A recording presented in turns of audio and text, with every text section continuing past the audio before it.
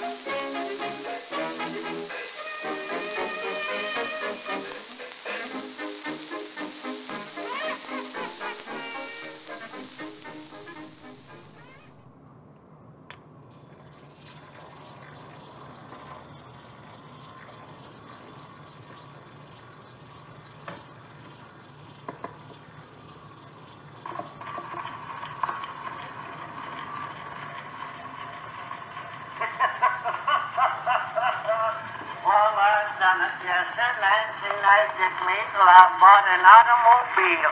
Nancy said the Willets had one and the Weavers had one, and here we was riding around in a buckboard behind a bone-spabbing horse what had spring halls and was blind on the off side.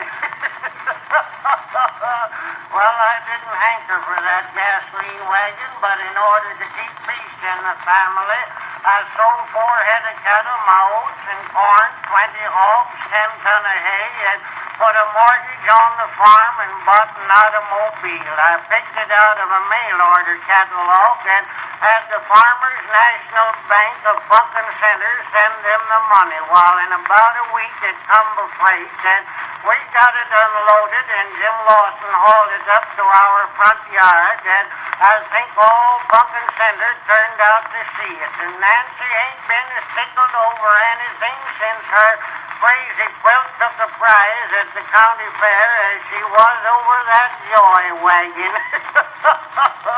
Well, I felt it in my bones that I'd made a fool of myself, or soon would, so next day I filled it full of gasoline and got all ready to take Nancy, Jim Lawson, and Ezra Hoskins out for a ride.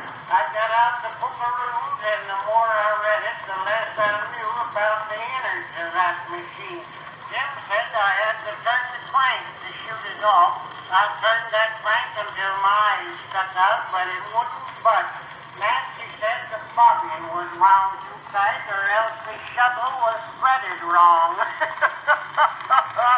Ezra Hoskins said he thought maybe I didn't have the right kind of gasoline and wanted to sell me a barrel he had at the store. By that time, all the Funkin Center was there giving advice. Lige Willett said I ought to talk kind to it and offer it some oats. Hank Weaver said maybe I ought to lead it around for a spell until it got to know me. And Cy Pettingill said maybe I hadn't watered it yet, and Deacon Witherspoon wanted to offer prayer.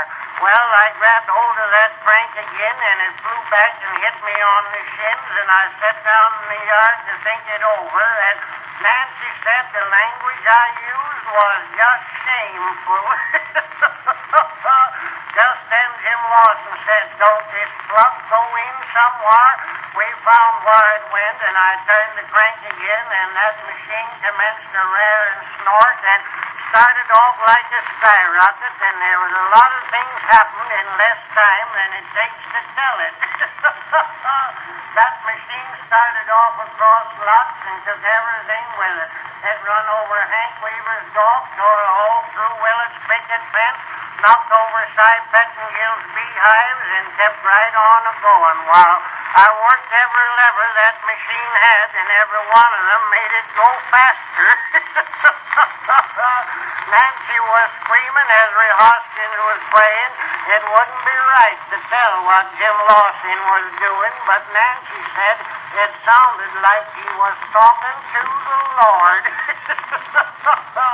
Just then we went through Rap Whitaker's wheat field and started on fire, and I managed to steer it onto the turnpike road, but that didn't help matters any, cause it only hit the road once in a while.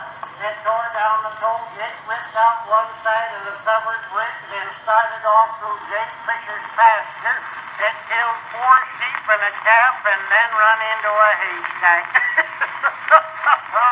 That's all I remember now. All I've got to show for that joyride is a broken leg, some rubber tires, 6 lawsuits, and a mortgage on the farm.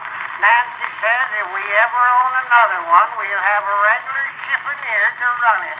I ain't saying much, but I've got a lingering suspicion that all my joyriding will be done in the old buckboard whack whack whack whack whack whack whack whack whack whack whack whack whack whack whack.